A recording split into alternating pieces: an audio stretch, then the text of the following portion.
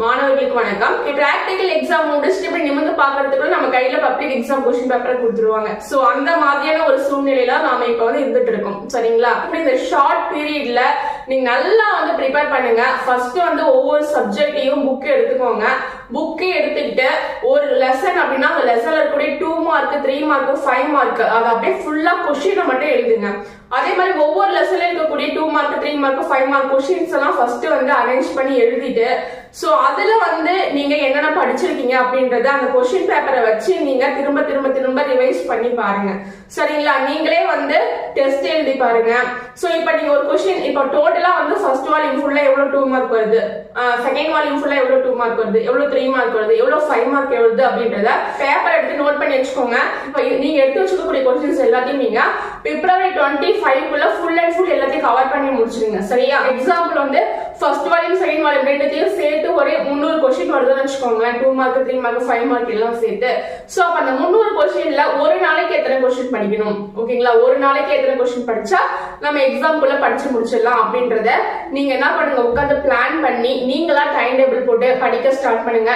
காலையில் 4:30 மணிக்கு எழுதுருங்க. 4:30 மணிக்கு எழுந்து உங்களால படிக்க முடியல அப்படின்னா 3 மணிக்கு கூட எழுதுங்க, ஒன்றும் பிரச்சனை இல்லை. ஏன்னா நமக்கு இருக்கக்கூடியது ரொம்ப ஷார்ட் பீரியட் தான்.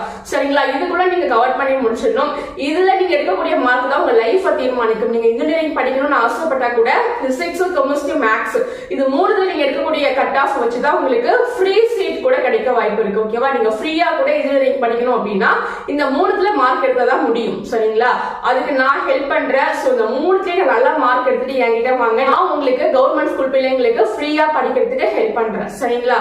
சோ அதனால இதெல்லாம் நீங்க பாத்துக்கோங்க.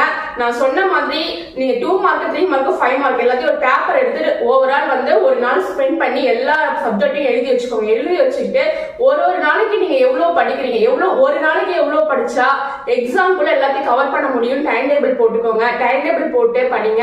4:30க்கு எழுதுருங்க. அண்ட் நைட் ஒரு 11 மணி வரைக்கும் படிங்க. ஓகேவா? சோ இந்த மாதிரி நீங்க படிச்சாதான் நீங்க ஓவரால் நல்ல மார்க் எடுக்க முடியும். சரிங்களா? இந்த ஷார்ட் பீரியட் நீங்க நல்லா ஹார்ட் ஒர்க் பண்ணுங்க. எக்ஸாம் முடிஞ்சிட்டு உங்களுக்கு ரொம்ப ஃப்ரீயா டைம் கிடைக்கும். சரிங்களா? நீங்க சூப்பரா ரெஸ்ட் எடுக்கலாம். லாஸ்ட் இயர் மாணவர்கள் ஆகஸ்ட் மாசம் வரைக்குமே ரெஸ்ட் எடுத்தாங்க. ஏன்னா கவுன்சிலிங் பாத்தீங்கன்னா ஆகஸ்ட்ல தான் வரும். சோ அதுக்கப்புறம் பாத்தீங்கன்னா உங்களுக்கு இந்த எக்ஸாம் முடிஞ்சதுக்கு அப்புறம் நீங்க ஜூன் ஜூலை சொல்லிட்டு நிறைய டைமிங் இருக்கு உங்களுக்கு. ஓகேவா? நல்லா ஃப்ரீயா நீங்க என்ன பண்ணலாம், ரெஸ்ட் எடுக்கலாம். சோ இப்ப நீங்க கஷ்டப்பட்டுட்டீங்க அப்படின்னு சொன்னா ஃபியூச்சர் நல்லா இருக்கும். உங்களுக்கு ரெஸ்ட் எடுக்கிறதுக்கு டைம் இருக்கு, எக்ஸாம் முடிஞ்சிட்டு. சரிங்களா?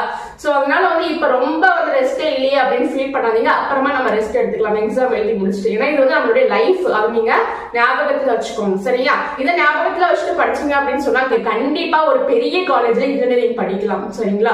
அது மட்டும் கிடையாது, நீங்க அரசு பள்ளி மாணவர்களா இருந்தீங்கன்னா ஃப்ரீயாவே இன்ஜினியரிங் படிக்கலாம். சரிங்களா? நான் உங்களுக்கு ஹெல்ப் பண்றேன்.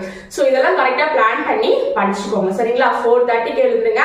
4:30ல இருந்து ஸ்கூல் கிளம்புறதுக்கு முன்னாடி வரைக்கும் படிச்சுக்கோங்க. ஓகேவா? ஸ்கூல் நீங்க எத்தனை மணிக்கு கிளம்புவீங்கன்னு தெரியாது. ஒரு சில பிள்ளைங்களுக்கு வேன் சீக்கிரமா அதோட சீக்கிரமா கிளம்பிடுவீங்க, ஒரு சில பேர் லேட்டா கிளம்புவீங்க. சோ ஸ்கூலுக்கு கிளம்புறதுக்கு முன்னாடி வரைக்கும் படிங்க. அண்ட் நைட்ல பாத்தீங்கன்னா ஒரு 5 o'clock ஸ்கூல் விட்டு வரீங்கன்னா 5 o'clock இருந்து 11 o'clock வரைக்கும் படிச்சுக்கோங்க. நீங்க ஃபர்ஸ்ட் என்ன பண்ணுங்க, ஃபர்ஸ்ட் வால்யூம் செகண்ட் வால்யூம் ரெண்டுலயுமே எவ்வளவு கொஸ்டின்ஸ் 2 மார்க் 3 மார்க் 5 மார்க்ஸ் இருக்குன்றத ஃபர்ஸ்ட் நீங்க ஒரு கொஸ்டின் பேப்பர் மாதிரி ரெடி பண்ணி வச்சுட்டு ஒவ்வொரு நாளும் எத்தனை கொஸ்டின்ஸ் படிச்சா எக்ஸாம்குள்ள எல்லாத்தையும் கவர் பண்ணலாம்ன்றத ஒரு டைம் டேபிள் போட்டு படிங்க. சரிங்களா? நீங்க இந்த சப்ஜெக்ட் தான் படிக்கணும், அந்த சப்ஜெக்ட் தான் படிக்கணும் நான் சொல்ல வரல. எல்லா சப்ஜெக்டையும் கவர் பண்ணுங்க.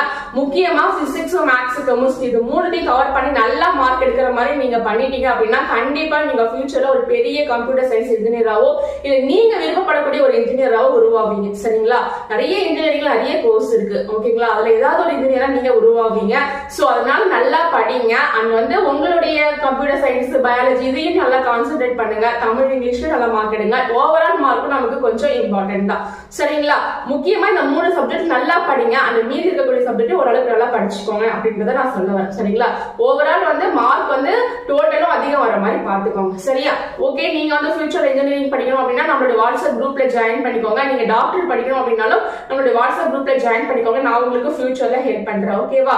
Okay bye. மீண்டும் அடுத்த ஒரு வீடியோவோட நான் உங்களை சந்திக்கிறேன். All the best. நல்லா எக்ஸாம் எழுதுங்க கான்ஃபிடென்ட்டோட. உங்களால முடியாதது யாராலையும் முடியாது அப்படின்ற ஒரு கான்ஃபிடென்ட்டை நீங்க மனசுல வச்சுட்டு எக்ஸாம் எழுதுங்க. கண்டிப்பா எல்லாரும் நல்ல மார்க் எடுப்பீங்க.